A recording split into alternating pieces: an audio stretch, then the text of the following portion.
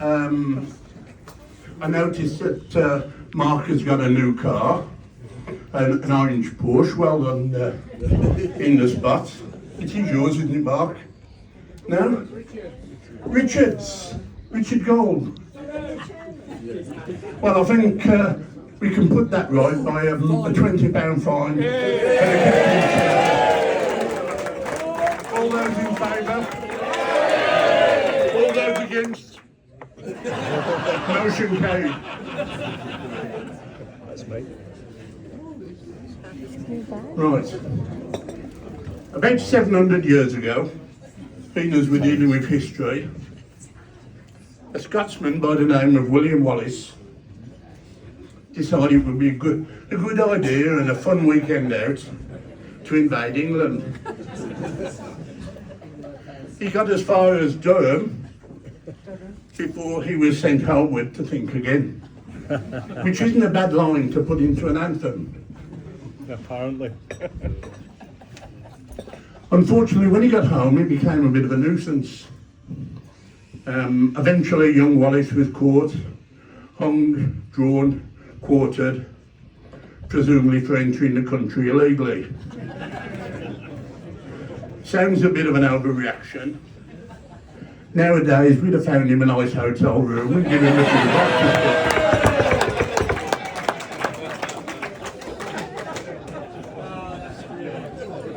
You may wonder where I'm going with this. And in fact, I am as well, and I wrote it. But it's occurred to me that we may have a superstar in our midst. Our very own film star.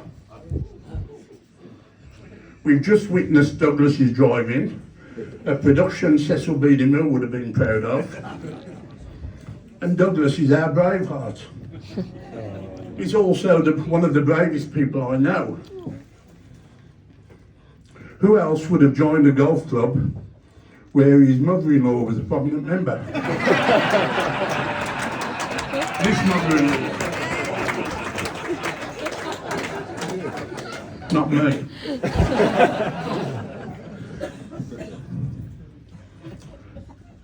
We saw the film Braveheart. Casting was brilliant. 5'8" Mel Gibson played the part of 6'7" William Wallace.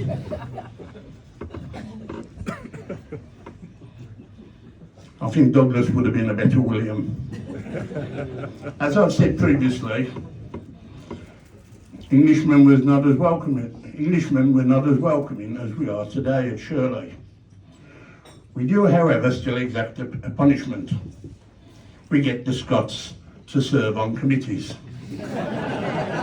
which apparently they quite enjoy.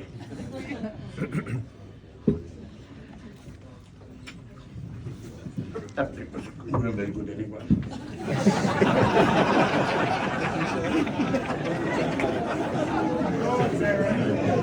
Brilliant. Absolutely.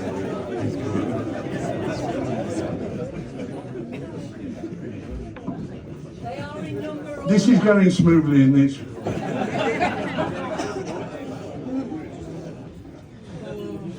We've done that bit.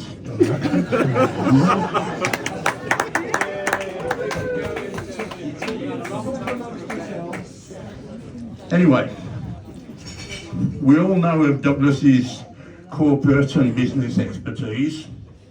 He could even have made treasurer here at Shirley until he blotted his copybook and was caught bidding £120 for a £100 gift voucher. Seems to have, you would follow a long line of treasurers.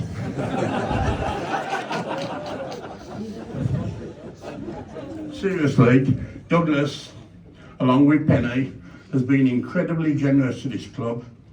Their support for golf for disabled children has been exceptional, and I'm delighted to have this opportunity to thank you for your support.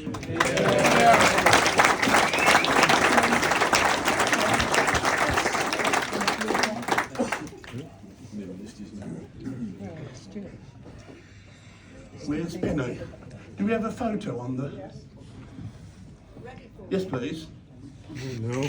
Can I leave the room now?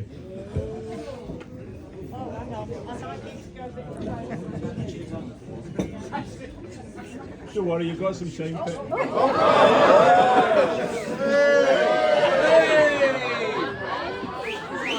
Douglas hasn't got where he is today without being prepared. And here he is practising in case he's offered the position of lady captain.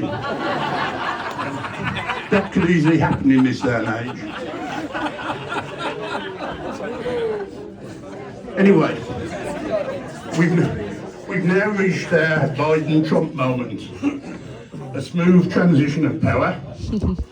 Although I've yet to hear Douglas say he's going to make Shirley great again.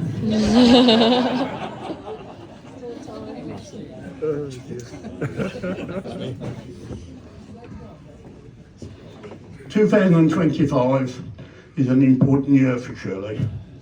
Our 70th anniversary.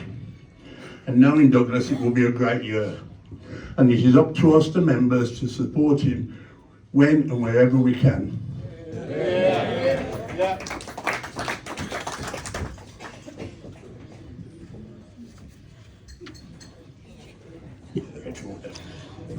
Douglas was a unanimous choice as captain. He's one of those annoying people who is good at any sport he takes up. He will be a fantastic representative for the club. And he's a great golfer, as he showed out there of his first drive. As far as I'm aware, Douglas is our third Scottish club captain after Rod McLean and Alan Moore. He's our 62nd captain, one of thousands of members, and it is my pleasure to award him his badge and his tie.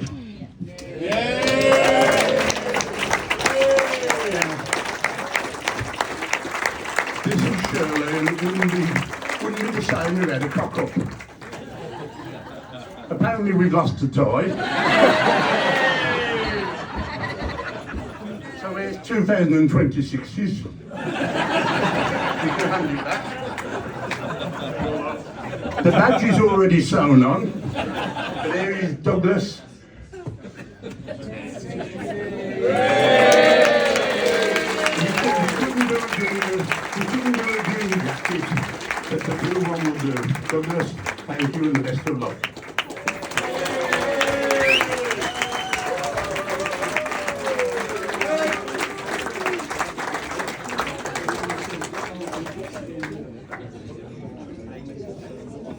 Follow that. Before I start, I know everybody watches YouTube and we kind of get golf videoed out and we look at things and there's something lurking in YouTube called the hardest shot in golf. That's the hardest shot. I can assure you. Okay. Mr. President, past presidents, past chairman, past captains, lady captain. Where's Rachel? Hi, Rachel. Past lady captains, and most importantly, lads and lasses. Welcome to Scotland. Well, for the afternoon anyway. And what have I done? I can only imagine some of the notable names at Shirley Golf Club who have stood here and gone before me. One is always humbled when asked by one's peers, well in this case pretty much ambushed, by Mr. President Terry Wall. One sunny afternoon last year when he sidled up to me and asked me to consider becoming captain of Shirley Golf Club in our 70th anniversary year. I was deeply humbled and honoured to be asked. Thought about it a lot.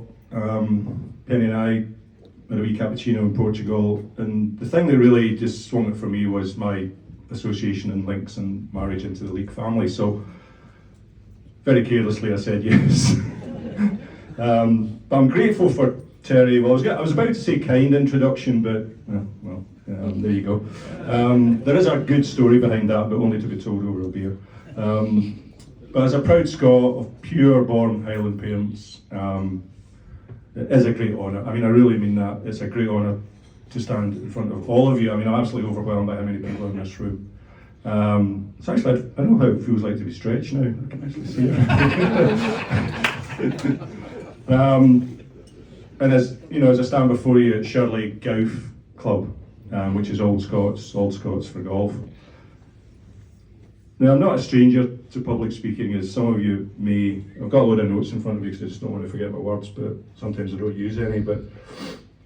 And I've done audiences large and small, but I have to be honest, this speech just really filled me with trepidation. But behind every great man, there's an even better woman. And my wife Penny, in heartfelt encouragement, said, "Oh, you'll be fine, don't worry."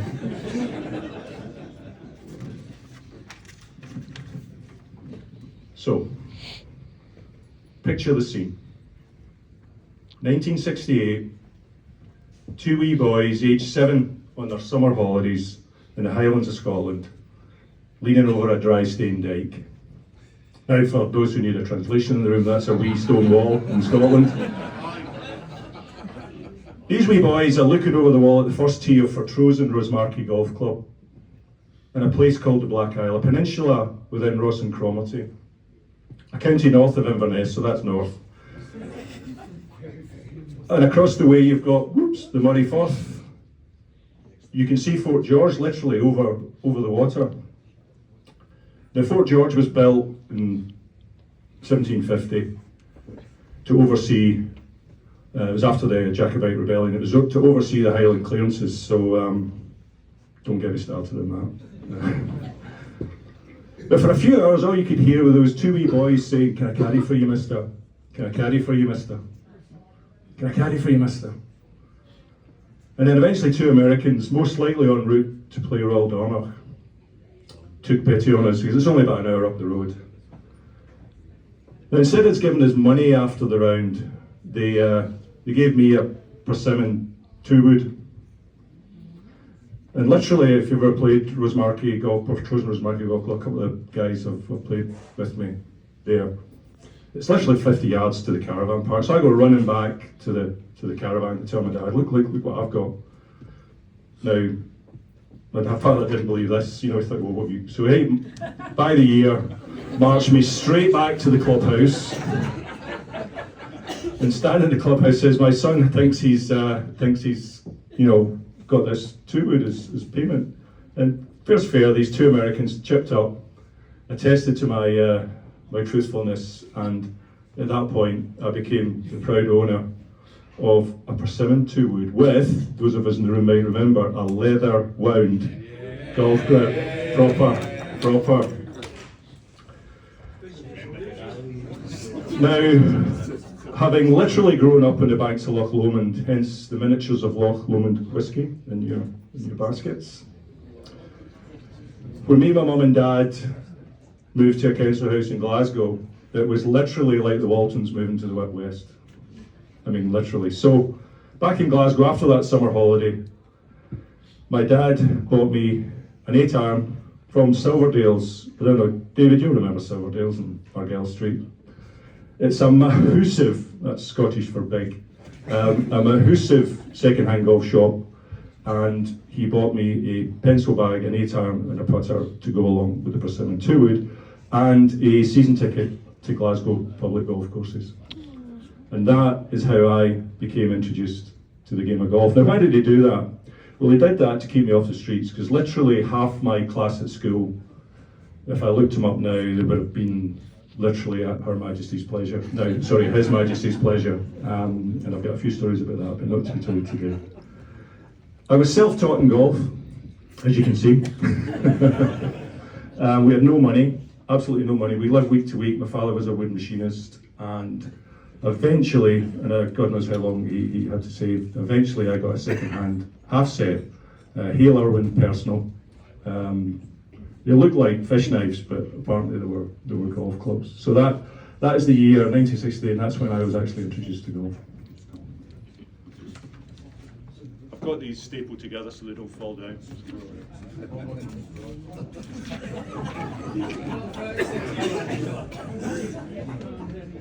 So life, career, I mean, I don't know if any, quite a few of you know this, but my golf I'm alright at, but football I was a lot better, so I actually was a professional with Celtic Football Club, which is David's very pleased about. And I actually played in the same reserve team as Charlie Nicholas. And then I had a double cruciate snap back in the day, in the very long hot summer of 1976, if you can all remember that.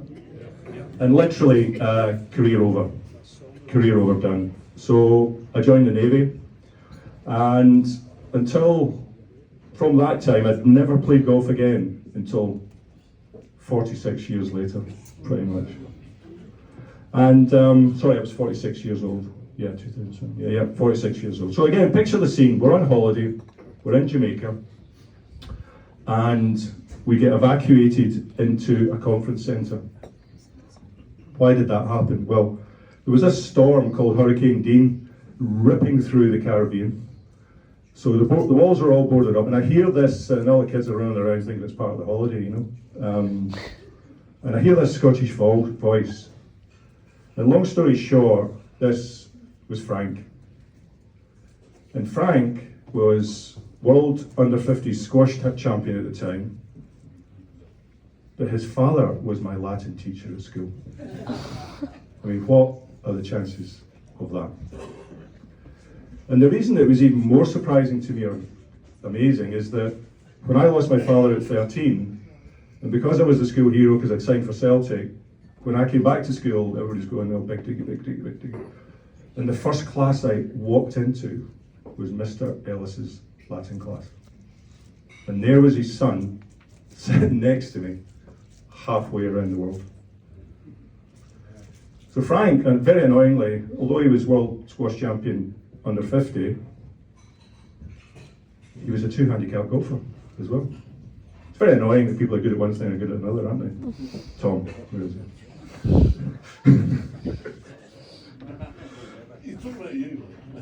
I'm talking about the real Tom, not you, but I love your confidence.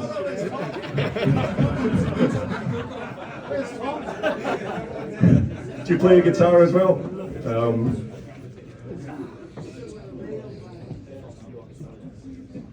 So Frank is actually noted here because he won the Les Thompson with my dear friend Patrick Murtagh, who I can see over in the corner there. He won the Les Thompson in 2015. So Frank is actually in the sort of history books here at Shirley Golf Club. Now I guess my most notable golfing success is I've achieved the Holy Grail of golf 6 times.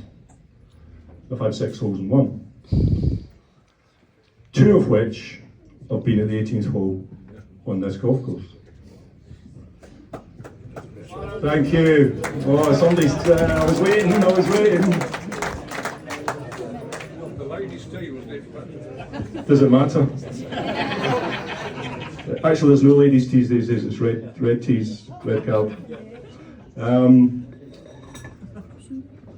But that's where maybe I might get a blue plaque now that I'm captain. But that's where my success at Shirley Golf Club ended. I've singularly failed to get on any board in this golf club. A few semi-finals, a couple of finals, but that's it. So I was highly motivated to accept the role of captain because at least I get my name on one board in the foyer from now and evermore. So do thank you for giving me that chance. Now, if I could just digress a minute, if you don't mind, I'd like to just say a few words about my wife Penny. And it's not about the picture there. Well, actually, those who are coming to Scotland might know. Yeah, good feature. In golfing terms, my wife Penny is a +2 bridge player, and she's a golf teacher. No, bridge teacher. And she's even, I'm not sure, she's a very accomplished water skier. And she was taught by Lionel and my dear mother-in-law, who got a good mention earlier, when they went there. So Penny's a very, very good water skier. So that same holiday, we're in the water sports centre, and Penny's, everybody's learning to water ski, and Penny goes, "I'll have that monoboard." And have we not paid the bill? Patrick, is my time up?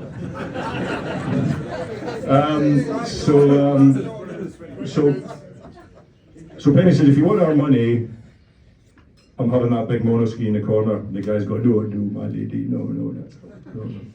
She goes, "If you want my money, that's going on the boat." So she's in his ear all the way out, and do this, do that. When I give you the thing, you do that with it. So anyway, she's bobbing around in the water, and she gives him the signal.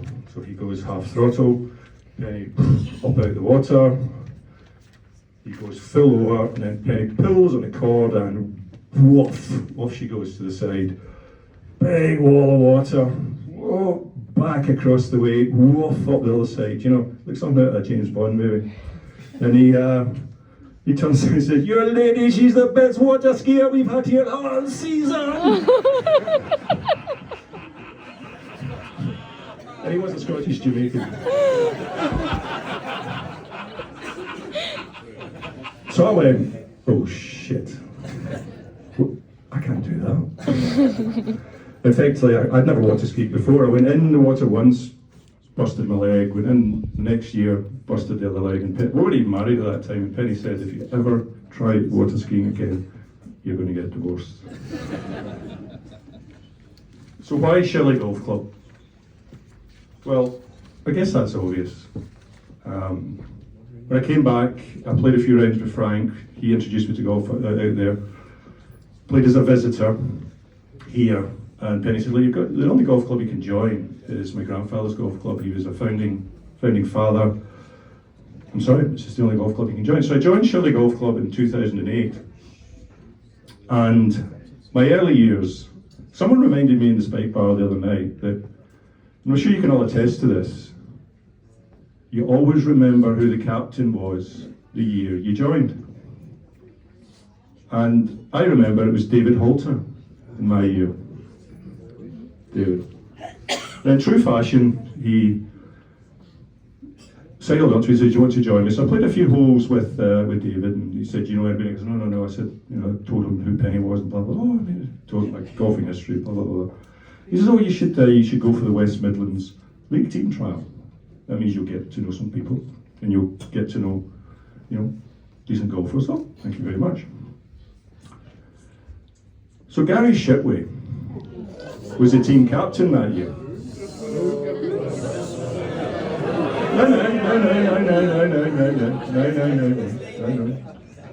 No. So as I recall, Gary was the team captain, and he was playing off 4 or 5, never higher than 6, and he sniffed me out in a heartbeat. So we both played in the first trial, and we won our first match 5-4. And I think at the time we held the West Midlands League record for dog licenses. We're almost back in the clubhouse first. My handicap was coming down. But at that point, I met Gary, I met a friend, and we've stayed friends ever since. And Gary, thank you very much for that, because that really, that time got me into the golf club and meant quite a lot. Now,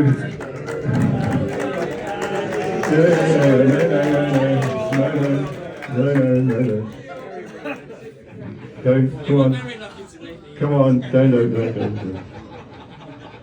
Now Gary, as we all know, so you can all cheer and boo now, but it's the truth. It's the inconvenient truth. But Gary is a very accomplished golfer.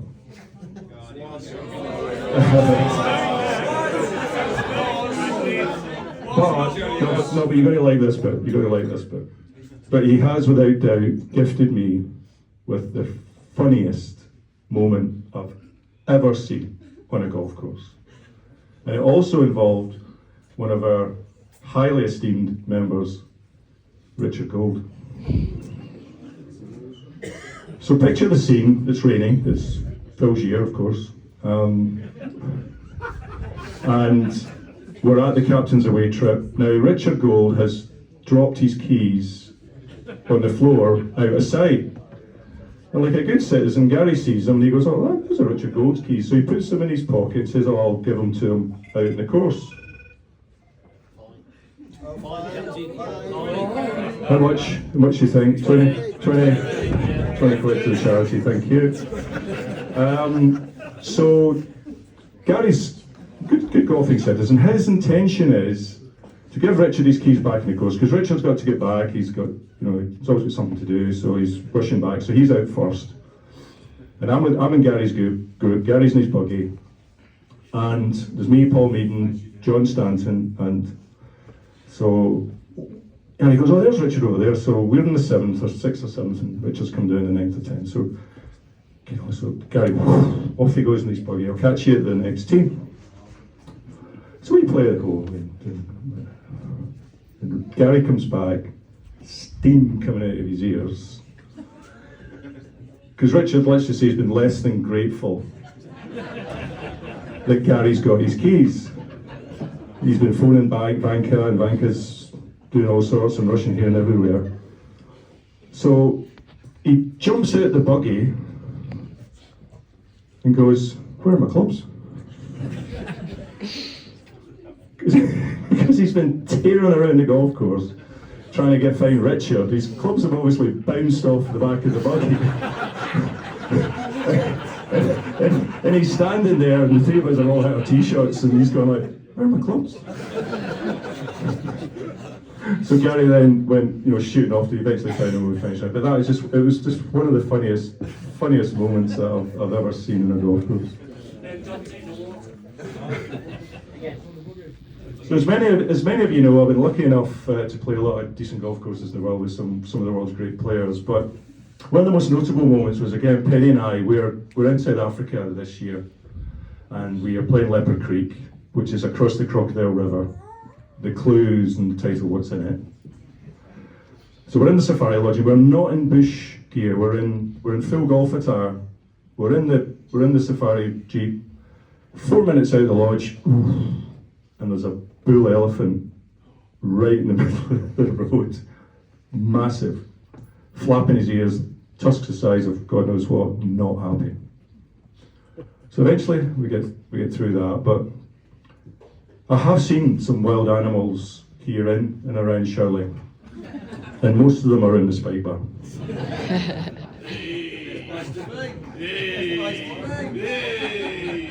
Now the eagle-eyed among you will have read in the lecterns outside that our course architect was John S. F. Morrison.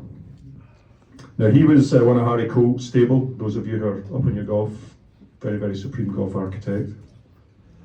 But Stuart Almond will be delighted to know that he was born in Jesmond, in Newcastle, so he was a Geordie.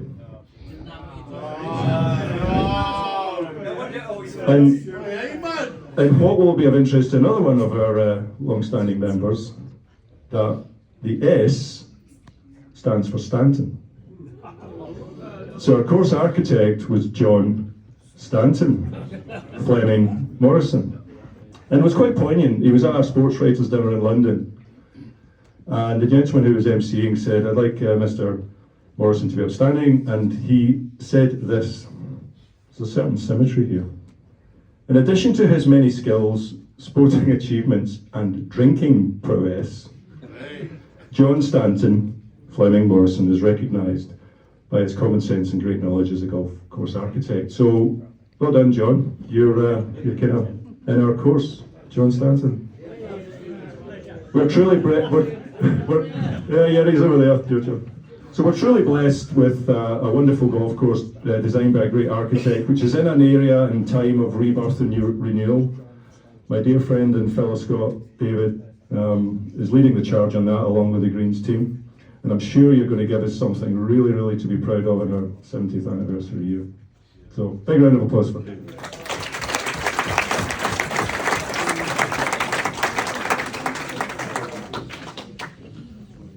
So I hope you all enjoyed the information in the 4 lecterns outside earlier. If you haven't read them, I mean, we've all found a place to put them in the clubhouse. If you haven't read them, please take the time to do so. In my personal life, I have witnessed and experienced the inequalities and injustices of life. But here at Shirley Golf Club, if we maintain our traditions and the etiquette of golf, the game we all love, golf is the glue that holds us all together. And if we continue to remind ourselves of that, we will continue to be a strong golf club.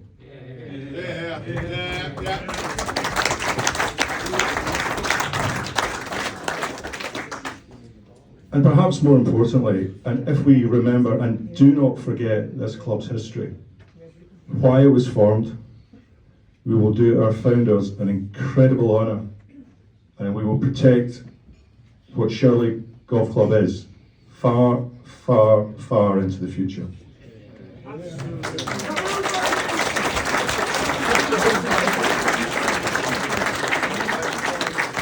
Now, to any new members who are amongst us today,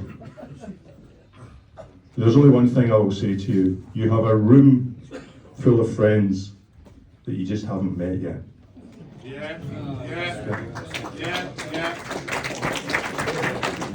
Now, we have been honoured today by the presence of Lionel Leake, my father-in-law and Joe Leake's son. We are also honoured by the presence of Gerald Bloom. He was a past captain here at Shirley in 1973. And he's Philip Bloom's son, who, along with Joe Leake, a key founder and founder member of the Birmingham Jewish Golfers Society. And this is all the beginning of the golf club that we are standing in today. Gerald was the 13th captain here at Shirley. I wrote down here 64th because I'd counted the board, but I'll defer to the president because I thought the nice symmetry was I was 64 in the year that I'm 64th captain. But anyway, we'll skip past that. I'm also the third Douglas to be a captain. We had Douglas Abelson, who I just emulated with my first drive, although he took out a lady member's kneecap, so all I did was follow the rockery. The second Douglas was Douglas Fidesky, and here you have your third one, Douglas Dawson. Pam Leake, my mother-in-law, is also here. Hey, Pam. She joined the ladies section in 1960, the year after it was formed in 1959. Pam tells me that it was a condition of her marriage to Lionel that she joined the golf club. But to her credit, don't spoil a good story to tell the truth. And to her credit, she is still an active member of the golf club today.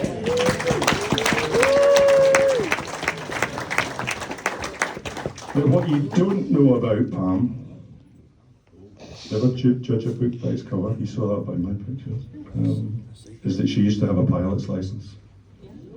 Yeah. So there you go. That's our young Pamela. So on that note, for Lionel, Gerald, and Pam, can I really ask you to put all your hands together and give them a big round of applause?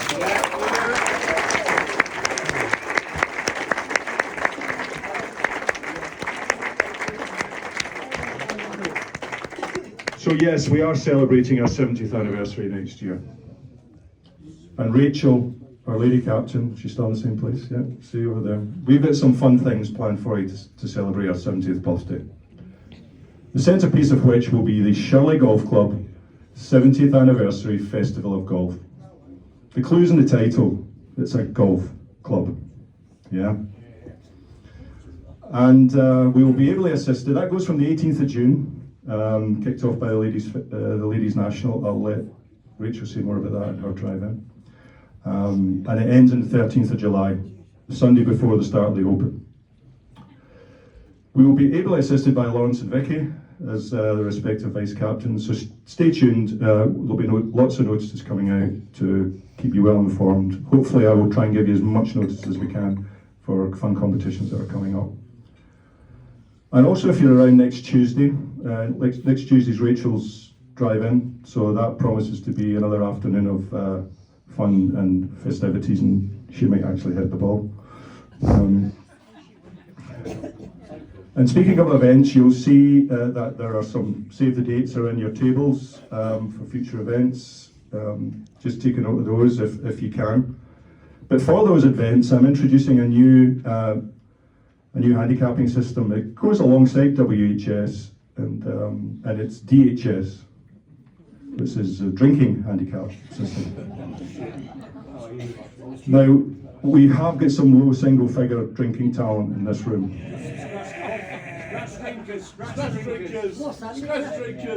And but to maintain your DHS handicap, you need to buy 20 qualifying rounds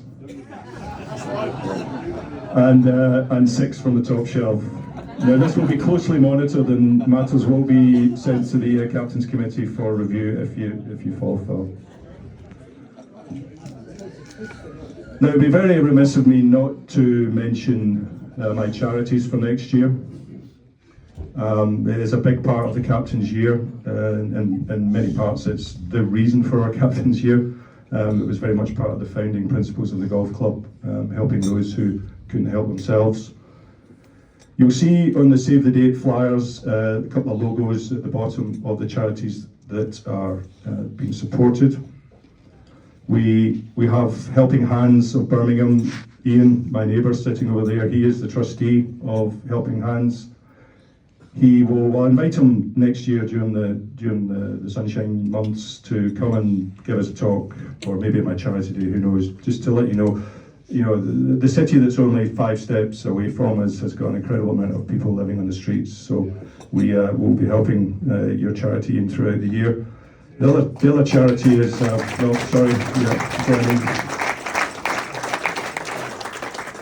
The other charity is Rainbow's Hospice, which is a hospice that helps families and very, very young children who are at end of life and do not have a chance to live beyond, say, the age of 5.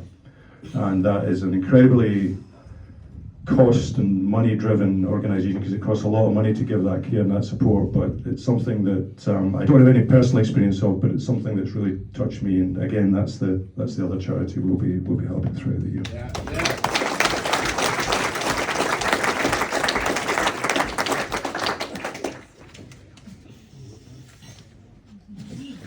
Don't worry, we're coming to the end. So to round off my speech today, I had thought about telling you about all the inventions that were made in Scotland that you enjoy every day of your lives. But to be honest, we'd be here till midnight to go through that list. So but to keep the Scottishness alive, what I've attempted to do is write a wee golf poem in the style that Robbie Burns might have written about Shirley Golf Club. And luckily I can say in a Scottish accent. Around fair greens where bunkers lie, and golfers' swings reach for the sky.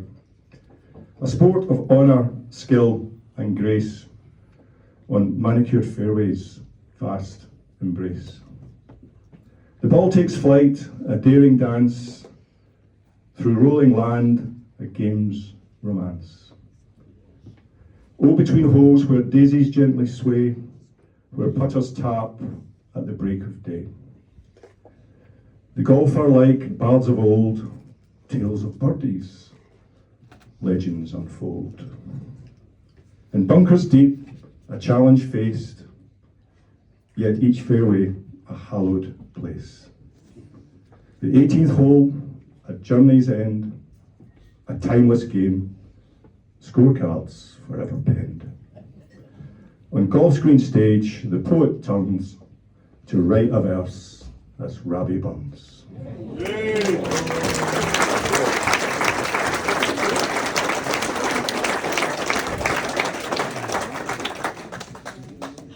So don't all cheer at once, but finally,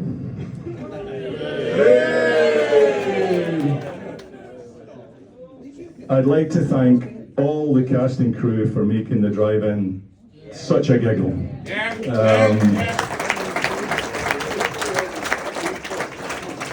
Peter Fletcher and all the clubhouse helpers. Without all that you know, paddling under the water, the graceful swan does not flow through the river.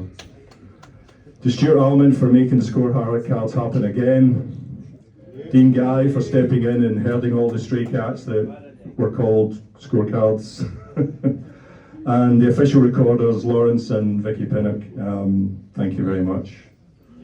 Also to Rob Pease and Phil Turan for bringing their graphic magic to the cause. All the bar staff for continuing to look after us, and the green staff for once again presenting a course the way we want it. Yeah. Last but certainly not least, I'd like to thank my wife Penny, who has been an inspiration in planning today. My boys Alexander and Harry, who are here today. My eldest guy can't be here today, he's lucky bugger working as a ski instructor in Canada. And of course all of you for coming out today. Just to see you all standing in front of me is just incredible. I just really can't tell you how much it means to you for coming out today and sharing this very special day in my life.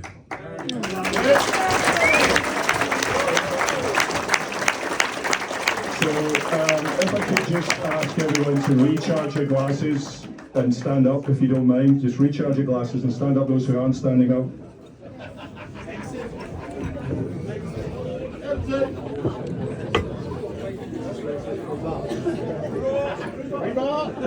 Okay. To Shirley Golf Club. Shirley Golf Club. Thank you. Lungy Bar, thank you.